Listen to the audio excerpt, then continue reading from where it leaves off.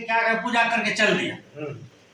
तो वहां पर एक चीज होता है, देखिए जो अन्न हम बच्चे को ग्रहण कराते हैं, भोजन बनाते हैं, उसके लिए कम से कम 5 प्रकार का भोजन बनाते हैं। चावल है, दाल है, सब्जी है, कुछ दूध है, कुछ मीठा है, कुछ खीर है, कुछ चटनी है, ऐसा करके कम से कम 4-5 प्रकार का आइटम रखते हैं। कोशिश करते हैं कि सब प्रकार का स्वाद उस बच्चे को मिल जाए, तो उससे अन्नप्राशन कराते हैं। तो इस अन्नप्राशन में उस अन्न को सबसे पहले कुल देवता को चढ़ाते हैं, ठीक है, कुल देवता को चढ़ाते हैं। तो इसलिए वहां पर उस कुल देवता की पूजा करने का अधिकार उस घर का मुखिया को, मतलब किसी नाथ को जाके पूजा करने का अधिकार नहीं है, अधिकार ही नहीं है। भाई उसका उसके कुल देवता को चढ़ा रहे हैं, आप कैसे उसकी कुल देवता पूजा करो?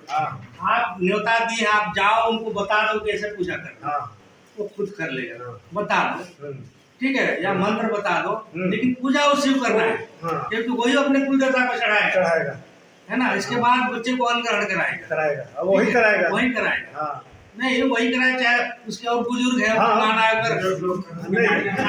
लोग है, हाजी बाबा लोग है, तो ऐसा है, उसी परिवार से शुरुआत होती है। बाकी तो भाई सब लोग पहुंच जाते हैं, सब लोग अन्नप्राशन में भाग लेते हैं, लेकिन पूजा पाठ नहीं। तो उसका नाम बदलने के लिए क्या नाम बदले? तब भाई इसको सोचेंगे। इसमें तो क्या कुछ अलग शब्द दिया है, गोंडी शब्द दिया है इसमें।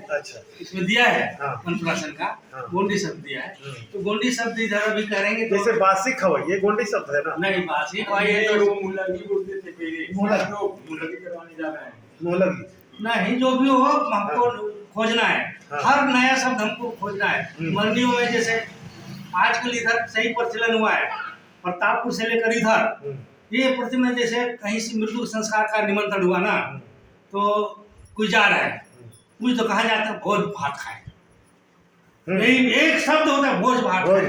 अरे ये क्या हो गया? भोज का मृत्यु भोज हमारे परंपरा नहीं है ना भाई, हमारे मृत्यु भोज का परंपरा ही नहीं है। तुम भोज खाने जा रहे हो, तो ब्राह्मणों के भाषा करे जितने ये भगत गुण है ना, सब सीखे हैं।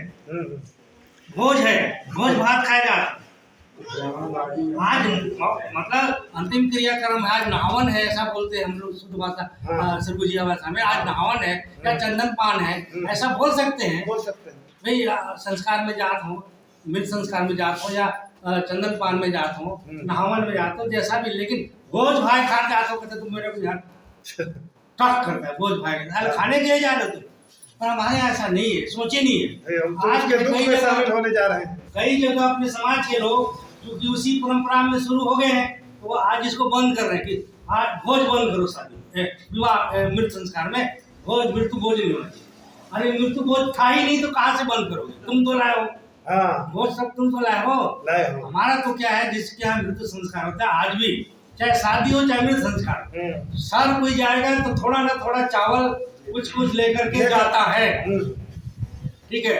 तो वहां जाता है तो उनको मदद करने की दृष्टि से जाता है, भोज भात खाने नहीं जाता है, और जाता है उस परिवार को शुद्ध करने के उद्देश्य से जाता है, खाने के लिए नहीं जाता है। उसका उद्देश्य है कि उस जो क्या बोलते हैं शोकित परिवार है, दुखित परिवार है, उस परिवार को शुद्ध करना, उनके दुख में शामिल होना, ये हमारा उद्देश्य है। भोज भात खाने का थोड़ी है। ऐसा जो परंपरा एक सोच बनते जा रहा है, इसको भी खत्म करना है। तो ये हो गया दूसरा, अन्नप्राशन हो गया ना। एक और है थोड़ा सा, गृह प्रवेश। ठीक है, गृह प्रवेश में भी आजकल वही हो रहा है, पूजा पाठ शुरू करते हैं ना। तो गृह प्रवेश का अर्थ क्या होता है, इसको भी समझना है ना। नहीं समझोगे तो कुछ भी करा दोगे। गृह प्रवेश जब हमारा नया घर बनता है, तो हमारे गौड़ समाज के जितने भी गौड़ का घर बनता है, सबसे पहले देवघरा बनता है।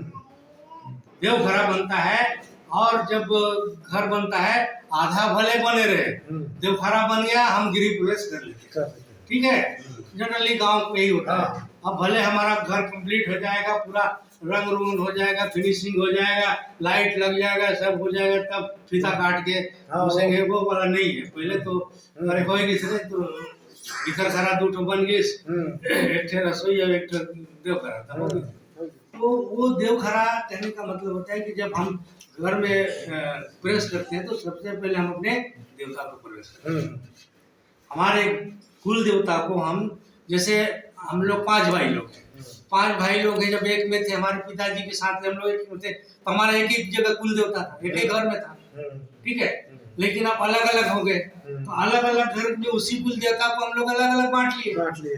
तो हम अपन घर में ले जाता हूँ, अपन घर में जा मोहल्ले में, लेकिन माई तो वही जगह है, माई हराया हो जाए, लेकिन भाई उसी को तो बांट लिया। हम अपने घर में यहाँ लाए तो यहाँ पे डालिए। कहने का मतलब है कि घर प्रवेश मतलब कुल देवता का प्रवेश, आपका प्रवेश बाद में, आप प्रवेश करोगे उसके बाद बात करो प्रवेश करोगे। जब तक आपका देवता नहीं प्रवेश करेगा आप प्रवेश नहीं करोगे।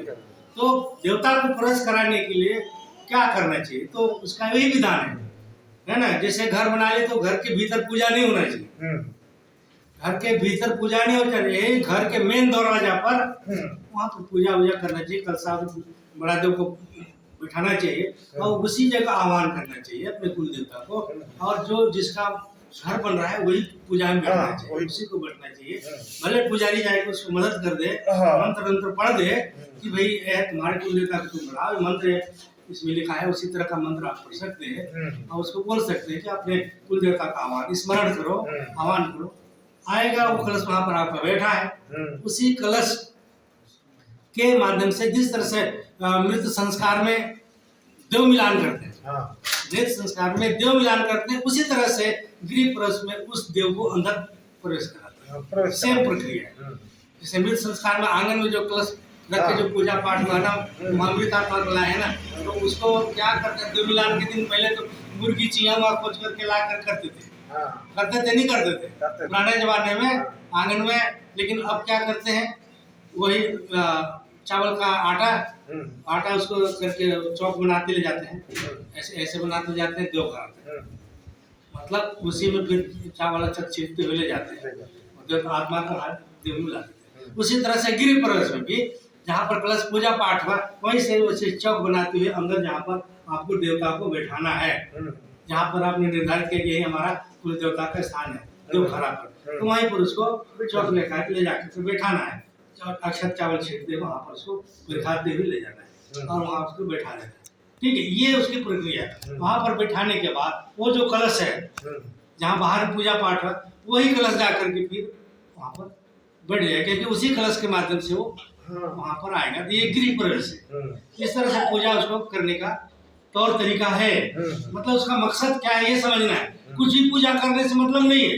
आप गृह प्रवेश कर रहे हो मतलब उसके कुल देवता का आह्वान कर रहे हो, उसको घर में प्रवेश करा रहे हो, इसके बाद आप प्रवेश कर रहे हो, है ना। आप पहले प्रवेश करो देवता बाद में, ऐसा नहीं होगा। पहले देवता को प्रवेश करा तब आप, ठीक है। तो ये हो गया। इसके बाद और एक होता है भूमि पूजन।